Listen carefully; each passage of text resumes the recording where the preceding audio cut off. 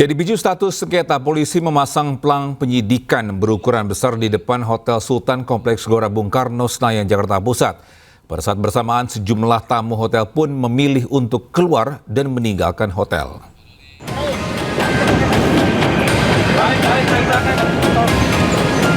Petugas gabungan Bareskrim, Mabes Polri, dan Polda Metro Jaya memasang pelang penyidikan berukuran besar di halaman utama Hotel Sultan di Kompleks Gelora Bung Karno, Senayan, Jakarta Pusat. Pelang berisi tanah dan bangunan Hotel Bintang 5 ini sedang dalam proses penyidikan Dirtipidum, Bareskrim Polri, dan Polda Metro Jaya. Di waktu bersamaan, sejumlah tamu yang tengah menginap terlihat keluar dari dalam hotel dengan membawa tas perlengkapan mereka. Namun belum diketahui pasti apa pengunjung keluar karena pemasangan pasangan pelang penyidikan atau ada faktor lain. Saat ini Hotel Sultan berstatus sengketa antara PT Indobelt Co, sebuah perusahaan milik konglomerat Ponco Sutowo, dengan pusat pengelolaan kompleks Gelora Bung Karno.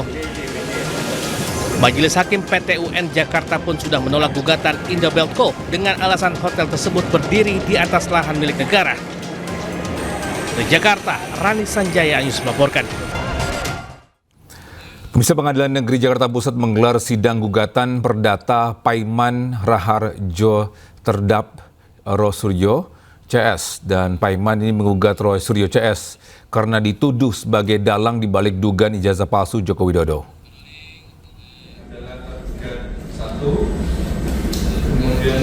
Ya, sidang perdana Paiman Raharjo ini melawan Roy Suryo dan 6 orang lainnya digelar di Pengadilan Negeri Jakarta Pusat Selasa siang. Mantan Wakil Menteri Desa Pembangunan Daerah Tertinggal dan Transmigrasi atau Wamendes PDTT itu melayangkan gugatan perdata atas keberatannya terkait tuduhan sebagai otak di balik dugaan pemalsuan ijazah Presiden Joko Widodo. Dalam gugatannya, Paiman menuntut uang ganti rugi sebesar 1,5 miliar rupiah. Sayangnya, sidang ditunda karena Roy Suryo CS tidak hadir. Sebagai warga negara Indonesia yang baik harusnya hadir ya, karena ini kan untuk pembuktian. Kami menggugat perdata ini dalam rangka untuk satu, memulihkan nama baik Pak Jokowi ataupun saya Profesor Paiman. Yang kedua, kami ingin Pengadilan Negeri Jakarta Pusat menetapkan mereka bersalah. Karena terkait tuduhan ijazah palsu Jokowi, ini sudah aduannya sudah diberhentikan oleh Bareskrim Polri. Dan juga lembaga yang punya otoritas mengeluarkan ijazah, yaitu Fakultas Kehutanan Universitas Gadjah Mada, sudah menyatakan bahwa ijazah Jokowi asli karena Jokowi. Ya, pengacara Roy Suryo Ahmad Hozinuddin merespon pernyataan Presiden ke-7 Republik Indonesia Joko Widodo untuk menyebut orang besar di balik kasus dugaan ijazah palsu.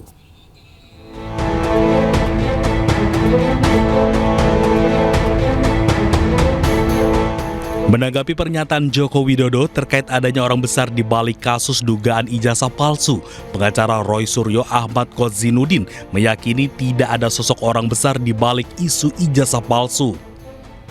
Jika benar ada, Ahmad Hozinuddin pun meminta Jokowi untuk menunjukkan nama besar tersebut. Hari ini saya tantang saudara Joko Widodo, kalau memang benar ada orang besar, tunjuk hidungnya.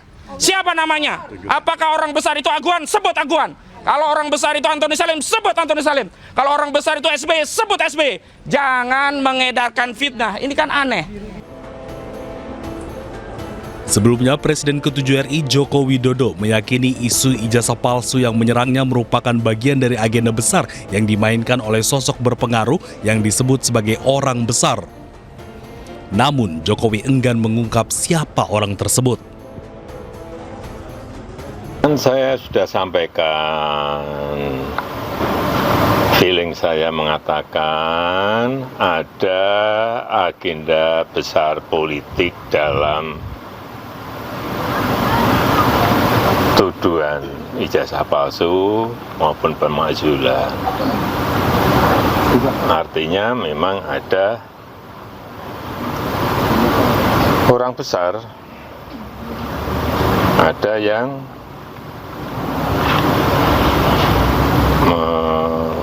backup, ya, itu aja. Agar polemik perdebatan ijazah bisa selesai, Ahmad Kozinudin meminta agar Jokowi tidak lagi mengulur waktu untuk menunjukkan ijazahnya ke hadapan publik. Tim Liputan iNews melaporkan. Ya, sementara itu muncul tudingan Partai Biru yang mengarah kepada Partai Demokrat menjadi aktor intelektual di balik isu ijazah palsu Joko Widodo. Namun koordinator juru bicara Partai Demokrat, Herzaki Mahendra Putra, dengan tegas menyebut tudingan ini adalah fitnah yang tak berdasar. Ini fitnah ya, ini kan fitnah yang tidak berdasar gitu.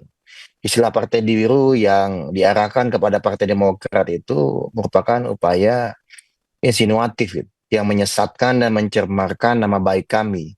Karena kami ini tidak ada urusannya sama sekali dengan ijazah palsu. Ya, Saudara Roy Suryo yang beropini terkait dugaan ijazah palsu misalnya, itu bukan lagi bagian dari Partai Demokrat. Kalau misalnya itu mau dikait-kaitkan ya, beliau itu telah mengundurkan diri sejak tahun 2019. Nah, keputusan tersebut pun dulu kami terima karena memang adanya perbedaan pandangan antara yang bersangkutan yang tidak lagi sejalan dengan arah kebijakan partai gitu. Yang ketiga, hubungan antara keluarga Pak SBY dengan keluarganya Bapak Jokowi juga sangat baik ya, dan sangat hormat juga gitu. Dan kami melihat ini adanya pihak-pihak yang mencoba mengail di air keruh gitu, dengan memanfaatkan isu ini untuk mengadu domba antara Bapak SBY dan Bapak Jokowi gitu. Nah, tindakan seperti ini sangat-sangat tidak etis ya, berpotensi merusak ruang publik dan sama sekali tidak mencerminkan suasana demokrasi yang sehat. Ini kami melihatnya Pak Jokowi kan hanya bicara partai ada orang besar ya gitu. Tidak ada mengarahkan kepada Partai Biru, makanya kemudian kami agak bingung. Lalu kemudian ada teman-teman di beberapa talkshow TV lalu menyampaikan katanya Partai Biru gitu. Oke. Kan begitu. Nah, ini kan menjadi pertanyaan besar, dari mana sebenarnya Partai Biru ini? Dan kebetulan itu adalah teman-teman relawan Pak Jokowi gitu. Oke. Nah, sehingga kalau dari kami melihat ini sangat menyesatkan ya gitu. Ya, dan jelas orang hari ini kemudian beberapa hari perbincangan lalu kemudian membahasnya adalah tadi lagi-lagi terkait kami, jadi seakan-akan mohon maaf Mbak, kami sama sekali tidak ada kaitannya, tidak ada hubungan, dan kami tidak berminat Mbak dengan urusan masalah ijazah palsu ini. Toh ini kan sejak beberapa bulan lalu sudah masuk ya Mbak ya. Ya. Sudah masuk misalnya dari penyidikan dan atau penyidikan terhadap perkara ini sudah dijalankan, sudah dibuka oleh polisi. Ya kita biarkan saja polisi yang menjalankan ini gitu. Publik juga bisa memantau kok gitu. Jadi Vice Menteri Migrasi dan Pemasyarakatan IMIPAS Agus Andrianto ini menyampaikan paspor Riza Khalid, tersangka kasus dugaan korupsi tata kelola minyak mentah, sudah dicabut. Ya, Riza Khalid diketahui kabur ke luar negeri sebelum ditetapkan jadi tersangka kasus korupsi yang merugikan negara hingga 285 triliun rupiah. Hasil penyidikan awal dan pemantauan di keimigrasian, Riza ternyata sudah berada di Malaysia sejak Februari 2025 lalu atau saat dipanggil oleh penyidik Kejaksaan Agung. Riza Khalid kini tengah berada di Malaysia. IMIPAS masih berkomunikasi dengan imigrasi Malaysia supaya bisa memulangkan Riza Khalid. Riza Khalid sudah kita cabut paspornya. Yang kedua, pemerintah saja meninggalkan Indonesia dari bulan Februari, dan saat ini termonitor yang bersangkutan berada di Indonesia. Kita lagi bangun bersama dengan teman-teman di sana. Mudah-mudahan ada niat baik dari pemerintah Malaysia untuk membantu pengembalian Riza Khalid. Ya, Kejaksaan Agung mengatakan tersangka kasus korupsi minyak mentah Muhammad Riza Khalid mangkir untuk kedua kalinya dari panggilan sebagai tersangka. Langkah selanjutnya, penyidik Jampitsus akan menjadwalkan pemanggilan ketiga terhadap Riza Khalid. Untuk MRC, penyidik sudah melakukan pemanggilan kedua hari Senin kemarin, tanggal 28 Juli. Sampai tadi malam tidak ada kabar berita yang bersangkutan. Penyidik akan menjadwalkan pemanggilan yang ketiga terhadap tersangka MRC. Akan ini juga atau masih belum? Dia tunggu aja nanti. Oke. Koordinasi Baik. sudah dilakukan dengan pihak Malaysia nggak sih? Soalnya perdana Kita sudah melakukan koordinasi dengan pihak-pihak terkait. Yang jelas untuk mendatangkan bersama kita sudah, penyidik juga sudah mendeteksi keberadaan semua. Ya, masih di siang bersama saya Togi Sinaga. Bisa satu unit gardu listrik terbakar hingga terjadi ledakan di Jalan Pesanggerahan Kembangan Selatan, Jakarta Barat. Ya, api dengan cepat melalap gardu listrik lalu menyambar tiang kabel listrik udara hingga kabelnya terputus.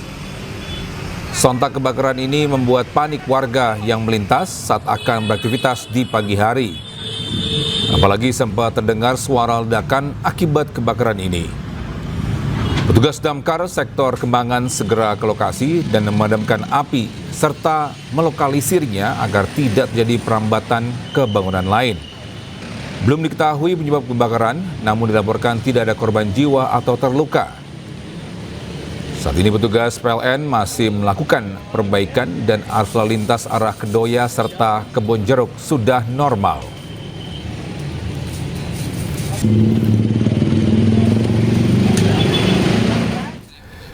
Ya, sementara itu kebakaran menghanguskan gudang penyimpanan beras, 1 unit mobil pickup dan 3 sepeda motor di Tangerang, Banten. Diduga kebakaran akibat sambaran bensin yang tumpah dari dirigen yang ada di dalam gudang.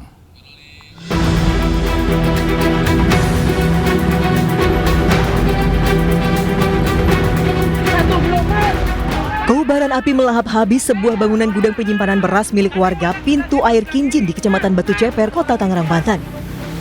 Besarnya kobaran api membuat 1 ton beras, mobil pickup, dan 3 sepeda motor yang ada di dalam gudang hangus terbakar. Puluhan mobil dan personel pemadam kebakaran Kota Tangerang langsung dikerahkan ke lokasi. Kebakaran diduga bermula dari sambaran bensin dalam dirigen yang tumpah sehingga terjadi kebakaran hebat. Beruntung pada saat kebakaran tidak ada korban jiwa, namun kerugian ditaksir mencapai ratusan juta rupiah. Dari Tangerang, Banten, Hasnugara Ainus melaporkan.